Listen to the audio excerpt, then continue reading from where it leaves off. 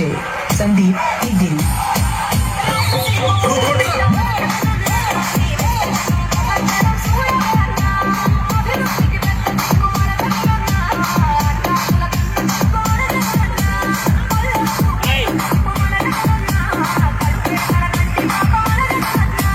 DJ Sandeep Higil.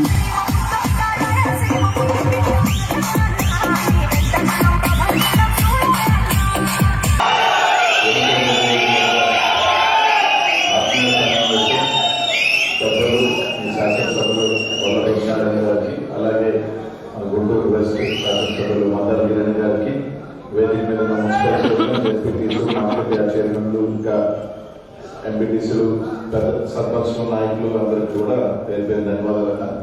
చాలా సంతోషంగా ఉంది. ఇంకోటి నియోజకవర్గంలో వాస్తవానికి అయితే ఈరోజు నాకు సత్యనపల్లి 7 గంటల కార్యక్రమం ఉంది. ముందుగా పెట్టుకున్న కార్యక్రమం మీటింగ్ అంతా కూడా అక్కడ, కానీ అంతకుముందు అర్జెంట్ గా 1 గంట వచ్చిపోవంటే సరే ఈ కార్యక్రమానికి 4-5 అంటే 4 గంటల వదిలేనా, ఎందుకంటే ఇక్కడి నుంచి పోవాలన్నా కూడా గంటన్నర పడుతుంది, 8 గంటల అవుతుంది. వాళ్ళు కూడా మీటింగ్ పెట్టుకోండి ముందస్తుగా అనుకున్నాం కాబట్టి తక్కువ టైం, బట్ అందరినీ కూడా కలిసి కనీసం అలా మాటలు చెప్తున్న అవకాశం వచ్చినందుకు, తెలిసినందుకు ధన్యవాదాలు తెలియజేసుకుంటూ, అలాగే నేను జరిగిన సంఘటన ఈరోజు అందరూ కూడా ఆలోచించాల్సిన, ఇక్కడ అందరూ మన వైఎస్ఆర్ కాంగ్రెస్ పార్టీ నాయకులు, కార్యకర్తలు అందరూ కూడా రోసయ్య గారి కీర్తిశేషులు మానేయులు రోసయ్య గారి విగ్రహానికి సంబంధించి 30 మంది 40 మందితో అది వాళ్ళ పెట్టుకున్న కార్యక్రమానికి మన శాసనసభ్యులు పోతే వాళ్ళ మీటింగ్ లో నుంచి వచ్చి ఎక్కడో ఏదో ముందు వస్తుగానే అక్కడ శాసనసభ్యులు ఉన్నారు, దాన్ని ఏదో గొడవ చేసేవాళ్ళు, ఏదో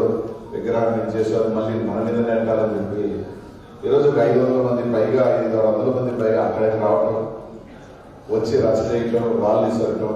ఇందాక ఫోటో చూస్తే నవ్వు వచ్చింది.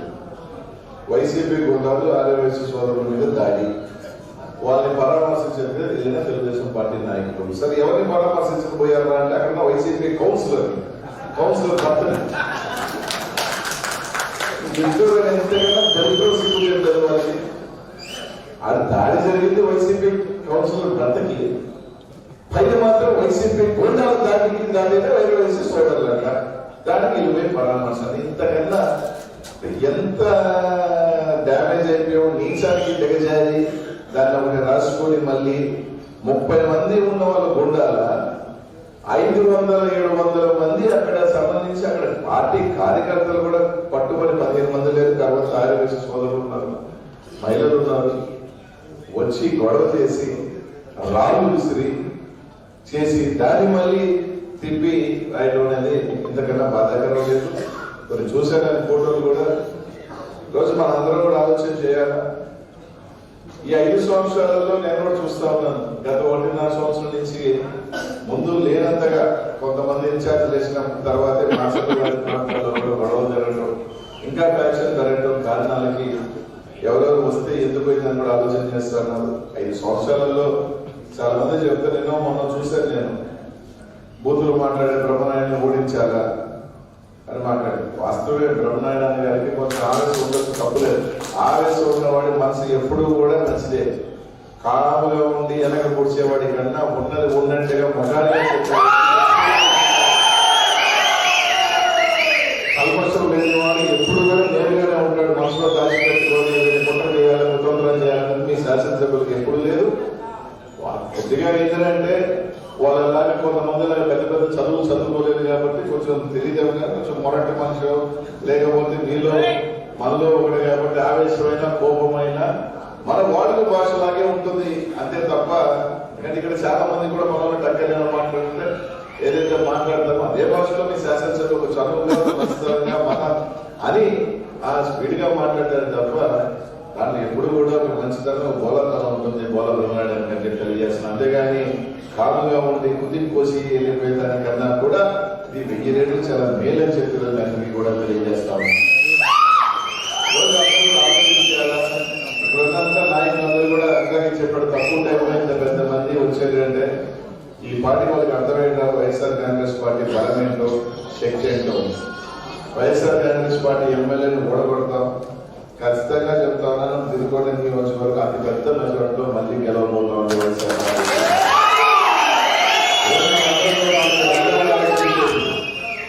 ఈ రోజు ఎన్నికలు ఎప్పుడు కూడా ఒక మనిషి ఈ విధంగా ఎందుకు పాల్పడతాడంటే ఒక భయం, తెలియని ఒక భయం వెంటాడితే అది క్రోధంలో మారుతుంది.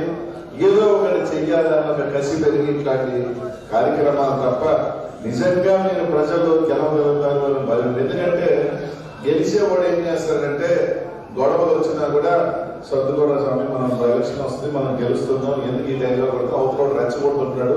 ఆ రెచ్చగొట్టినప్పుడు మనం ఏమన్నా చేస్తే దాన్ని తీసుకొని పోతుందో చూపించుకొని ఓట్లు నొక్కాలని ఆలోచన అవతల వాళ్ళు చేస్తే గెలిచేవాడు ఎప్పుడు కూడా ఖచ్చితంగా కూడా కామ్గానే ఉంటాడు. కానీ వాళ్ళకి తెలుసు ఏదో విధంగా రెచ్చగొడదాం, ఏదో విధంగా దాడిలాగా చూపిద్దాం, ఒక భయాన్ని ఏదో సృష్టిద్దాం, ఒక తెలియని ఒక వాతావరణం తీసుకొస్తే దాంట్లో లబ్ధి పొందొచ్చు. ఫస్ట్ నుంచి తెలుగుదేశం పార్టీకి ఒక నీచమైన మనస్తత్వం ఉంది. ఏమో కొంతమందికి మన ఉన్నప్పుడు ఒక మంచితనం ఉన్నట్టున్నారు, కానీ అవతల పార్టీకి వెళ్ళినప్పుడు వాళ్ళ స్వభావం అనుకుంటుందా లేకపోతే నిజ స్వభావం వస్తుందో తెలియదు. కానీ కొన్ని స్వభావాలు అప్పుడప్పుడు బయటపడతా ఉంటాయి, బయటపడతా ఉంటాయి. కాబట్టి మీ అందరూ కూడా ఒకటి చెప్తానన్నా, ఇది వైఎస్ఆర్ కాంగ్రెస్ పార్టీకి రేపు జరగబోయే ఎన్నిక ఎదుర్కొంటది ఒక ప్రతిష్టాత్మక ఎన్నిక. ఈ రోజు వైఎస్ఆర్ కాంగ్రెస్ పార్టీని మీ ఎమ్మెల్యేని గెలిపించుకోవాల్సిన బాధ్యత ఇప్పటిదాకా బ్రహ్మనాయుడు ఇక్కడి నుంచి మీ చేతుల్లో ఉంది. ఎందుకంటే ఇక్కడి నుంచి గెలిపించాల్సిన బాధ్యత, ముందు తీసుకెళ్లాల్సిన బాధ్యత ఎందుకంటే పట్టుబడి ఇంకా 40 రోజులు కూడా ఉంటుందో లేదో నాకు తెలియదు. రేపో ఎనిమిదో కోటి అంటున్నారు, వచ్చే నెల 19 రావచ్చు అంటున్నారు ఎన్నికలు. అలా వస్తే పట్టుమని 35 రోజులు ఉంటుంది. ఈ 30 రోజులు బ్రహ్మనాయుడు ఏం చేయగలుగుతాడు? పట్టుమని నా అన్ని గ్రామాలు కూడా సరిగ్గా కూడా తిరగలేదు. ఎందుకంటే దాదాపు అంతా హడావుడిగా దండం పెట్టగలరు. కానీ ఇక్కడి నుంచి ఎన్నికలు చేయాల్సిందల్లా ఇక్కడున్న ప్రతి నాయకుడు కార్యకర్త మీరు ఎంత గట్టిగా ఉండి ప్రతి ఓటు వైఎస్ఆర్ కాంగ్రెస్ పార్టీ వచ్చి ఇంకవతలు తీసుకొచ్చి వేయించాల్సింది ఇంకా మీ చేతుల్లో ఉంది. ఇక్కడి నుంచి ఎన్నిక ఎల్లుండి నుంచి మేమందరం కూడా ఉత్సవ విగ్రహాలు మారి అంటే దండాలు పెట్టుకోగలుగుతాం, ఎలక్షన్ చేయగలుగుతాం. కానీ కింద లెవెల్కి వెళ్ళి పూర్తి దాకా వెళ్ళి కోటి తెచ్చుకొచ్చి ఇక్కడున్న మీ అది ఇక్కడి నుంచి మీ చేతుల్లో ఉంది. బ్రహ్మనాయుడు మంచి ప్రజలతో గెలిపించాలని మనస్ఫూర్తిగా కోరుకుంటూ అలాగే చేతితో నెల్లూరు నుంచి దగ్గరికి వచ్చా. మీ అందరి ఆశీస్సులు ఉన్నాయి.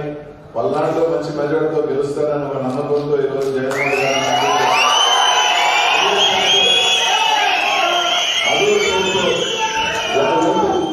నాకు కూడా మీ ఫ్యాన్కి 2 ఓట్లు, ఒకటి నాకు బ్రహ్మనాయుడిని చేసి మంచి మెజార్టీ మంచిగా తెలియజేస్తానా. అలాగే తెలుగుదేశం పార్టీ నాయకులకి కార్యకర్తలు చెప్తానా, మామూలుగానే మాకున్న 7 మంది శాసనసభ్యులు ఎవరు కూడా భయపడే మనస్తత్వం ఉన్నవాళ్ళు, అందరూ దూకుడు మనస్తత్వాలు ఉన్నవాళ్ళు, ఎంత దూరమైన కోడల మనస్తత్వాలు, దానికి తోడు మీ ఎంపీ కూడా ఇక్కడ తగ్గదే కాదు. డిఎన్ఏ తప్ప ఒక్క అడుగు మీరు వేసే లోపల 4 అడుగులు వేసి బాగుంటుంది తప్ప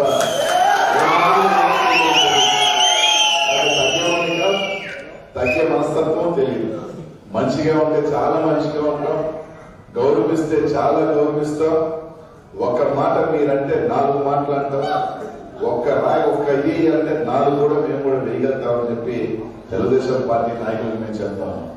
ఆలోచన చేసే ఎదవ పనులంతా మీరు చేసేది, మళ్ళీ మీడియాలో అంతా కూడా అది వైఎస్ఆర్ కాంగ్రెస్ పార్టీ చేసింది. వైఎస్ఆర్ నిజంగా సిగ్గు శరముండ 4 రోజుల క్రితం 3 రోజుల క్రితం ఒక ఆడబిడ్డ జగన్మోహన్ రెడ్డి నాకు ఇల్లు ఇచ్చాడు అని చెప్పి మాట్లాడితే ఆ ఆడబిడ్డని ఎన్ని రకాలుగా సోషల్ మీడియాలో హింసించి ఆ ఆడబిడ్డ ఆత్మహత్య చేసుకునే విధంగా చేసుకున్నంటే మీ చేతుల్లో ఉన్న ఆడపిల్లల భవిష్యత్తు బాగుంది, ఆడపిల్లల భద్రత గురించి మాట్లాడుతున్నారంటే సిగ్గు శరం లేకుండా వాళ్ళు ఈ రోజు మాట్లాడే పరిస్థితి ఉంది.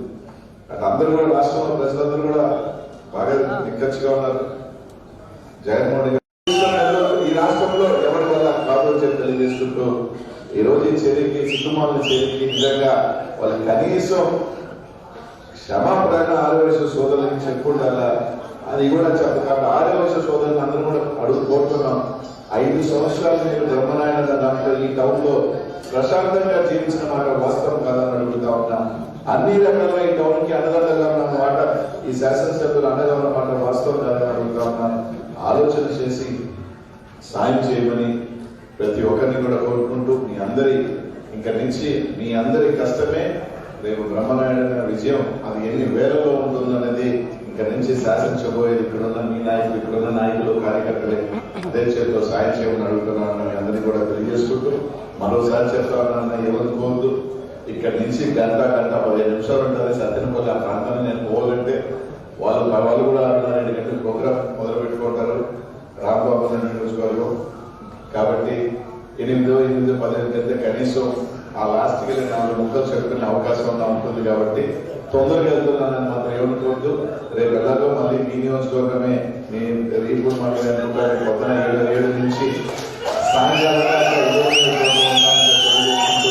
ప్రతి ఒక్కరు కూడా కలుసుకుంటాను, ప్రతి ఒక్కరిని కలుస్తాను. మీ అందరికీ కూడా తెలియజేసుకుంటూ ఇంత దూరం నుంచి కిరణ్ సపోర్ట్ గా ఉన్న మాకు సపోర్ట్ గా ఉన్న మొత్తం కిరణ్ గారికి కూడా ప్రత్యేకమైన ధన్యవాదాలు తెలియజేసుకుంటూ సెలవు తీసుకుంటాను.